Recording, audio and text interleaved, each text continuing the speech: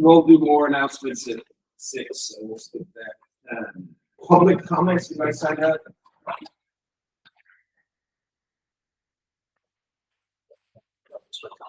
Thank you so much. Welch.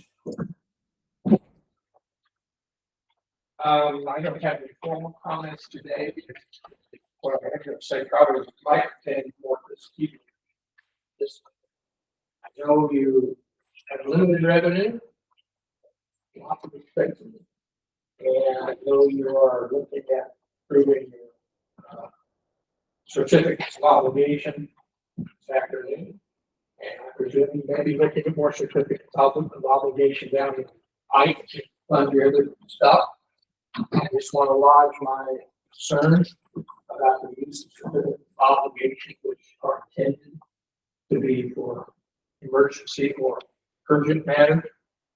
I think urgent matters typically come because they haven't been managed with people in the past. And so I would urge you to take these issues to the public for the bond issue that's big enough to do what you need to do. Combination of sewer lines or water lines and roads or rock walls or all these capital items that you're facing. I think you need to put it for people to vote. Plan actually every day about grief. And you need to get serious about long range planning. And don't get in the habit of certificates of obligation. Too many government entities do that. Don't have to go to the public. That's wrong. Thank you, sir. Crystal Spivak.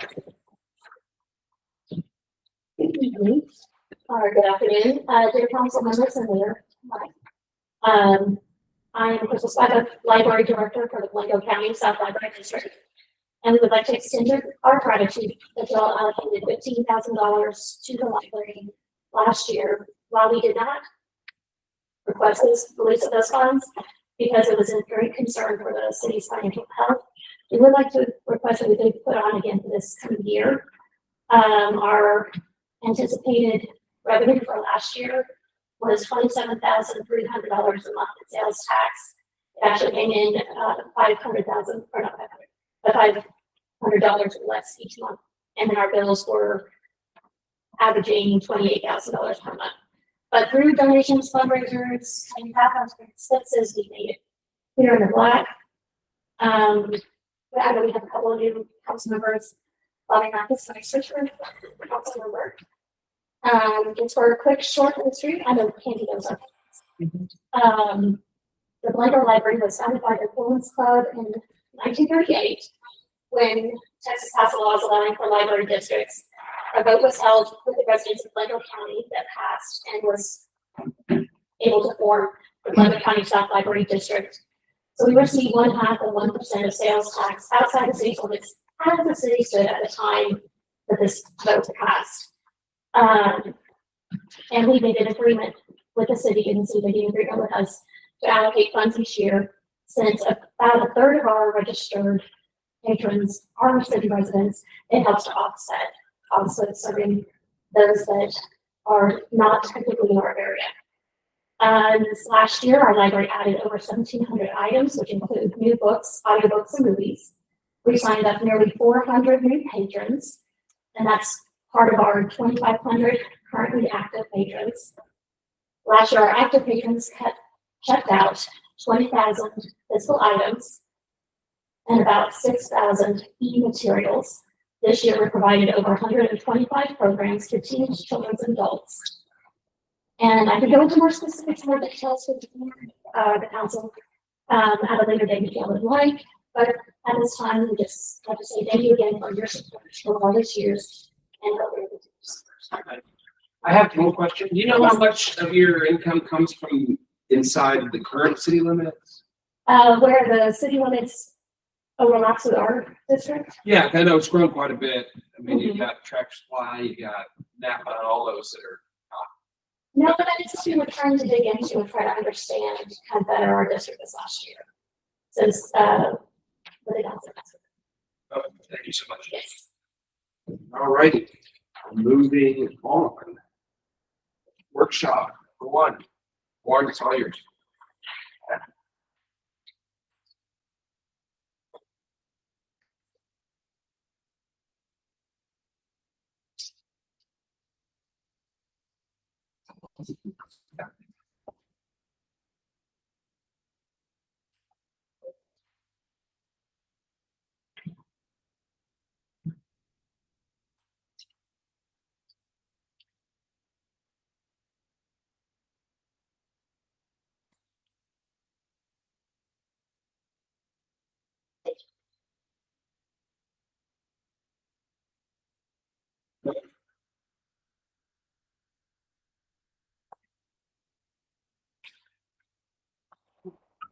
Okay, well, looks like we're having a little bit of technical difficulties.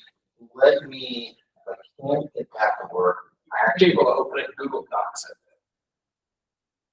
Right click open with.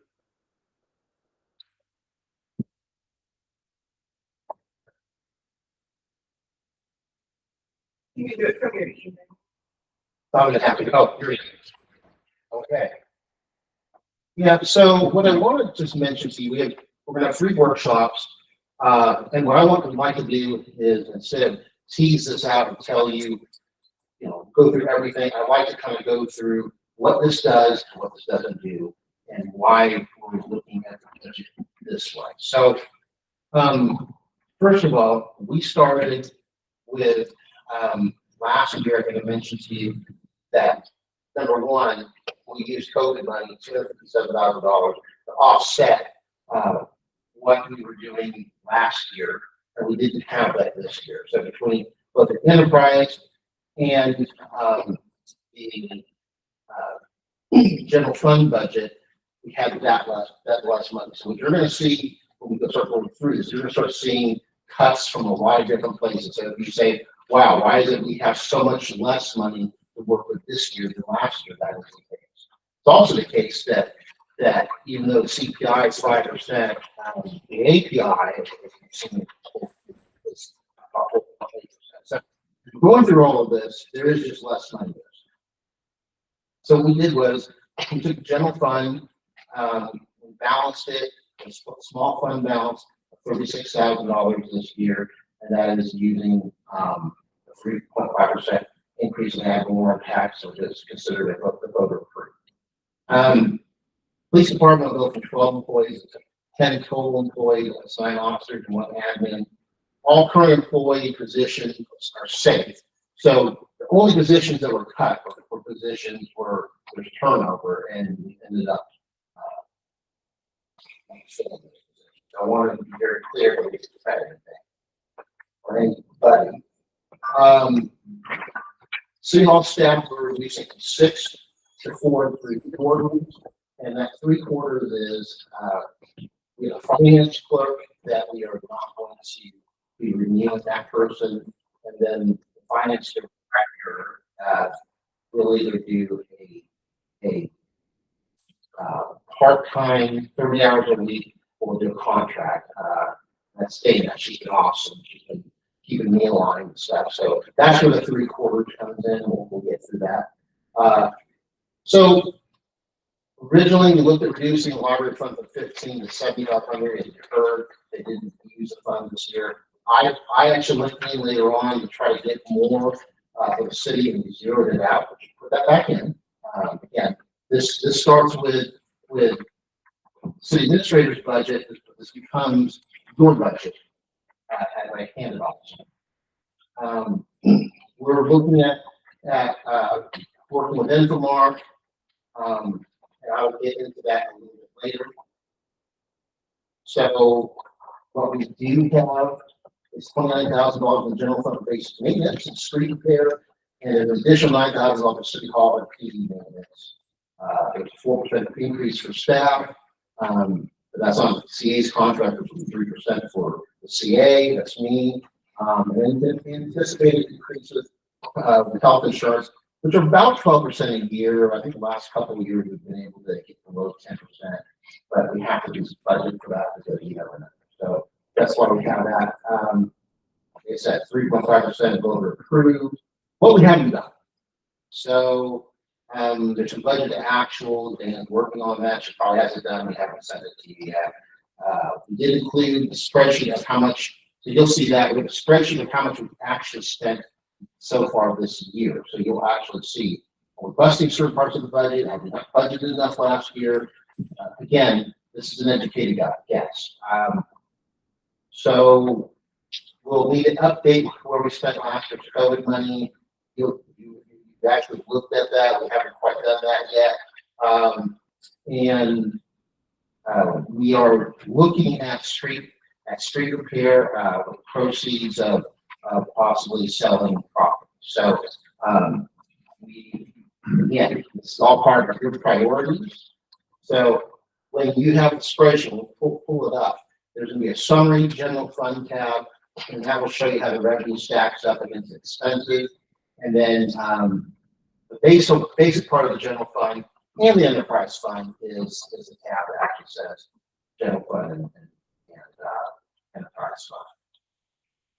So, and then we'll also go over where we're at right now with how many people on the PD. So that's where we started.